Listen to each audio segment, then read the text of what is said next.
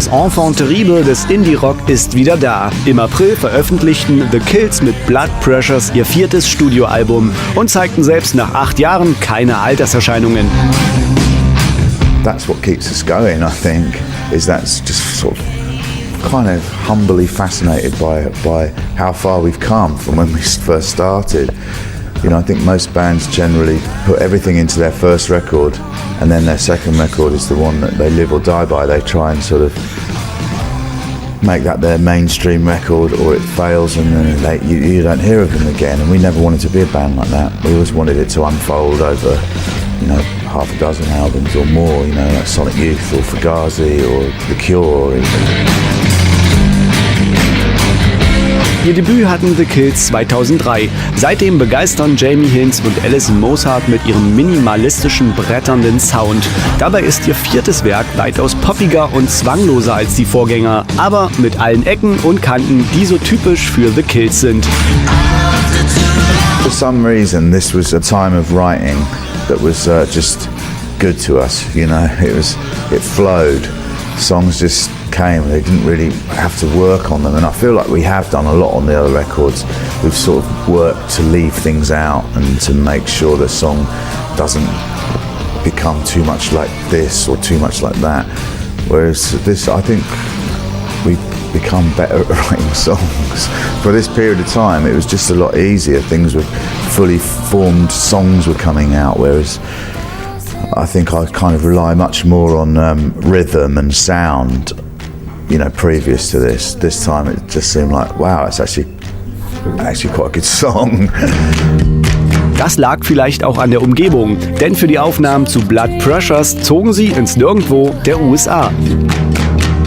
We recorded in Michigan, in a town that's probably populated by 1,000 people. Yeah, I mean, we really need the opposite of what normal bands would do. When I was a kid growing up, my mum and dad weren't really into art or music. They had about 10 records, like, you know, The Seekers and the New Seekers.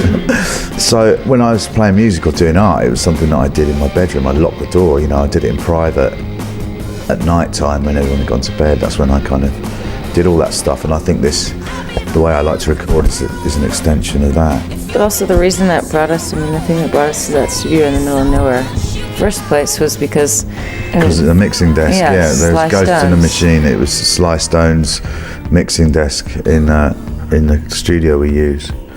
We chased it down because we wanted to record on something that had this kind of crazed history to it. Solch besondere Instrumente verpassen ihrer Musik erst den letzten Schliff. The Kills sind zudem eine der wenigen Bands, die den Drumcomputer wirklich effektiv beherrschen. Aber manchmal sind es auch Zufälle, die einem Song die besondere Note geben, wie bei Nail in My Coffin. Alison wrote the melody and the words, and we were playing around with it, and it wasn't working. And at the time, I'd just broken my arm.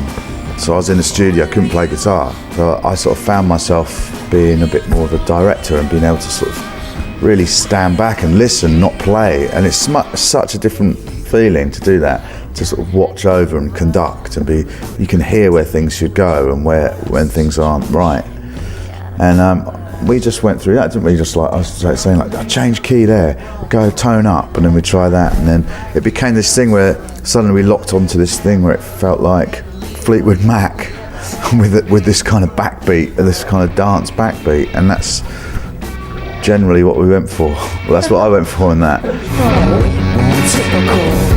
Mit ihrem speziellen Sound haben es The Kills geschafft. Das Geheimnis des anhaltenden Erfolges liegt aber auch daran, dass die Leidenschaft für die Musik stärker ist als der Gedanke an Umsatzzahlen oder Chart-Rankings. You have to mean it. I think if you go on stage and you don't mean it, everyone's going to know you don't mean it, and they're not going to like your band anymore. And you're killing yourself slowly, really. We've done everything that we possibly can to try and protect against that. You know, everything from the record label we signed to, the terms that we do this on, the way that we've always been, you know, all our artwork is done by ourselves. And I know a lot of bands probably say that, but we have absolute control. If we came out with a half-hour violin solo, then our record label would be behind us and they'd put it out, you know. they'd hate it, but they would. Das sind die besten Voraussetzungen dafür, dass auch die kommenden Alben von The Kills ihren kargen, unkonventionellen Stil beibehalten. Bis dahin rotiert erstmal ihr aktuelles Album Blood Pressures in unserem Player.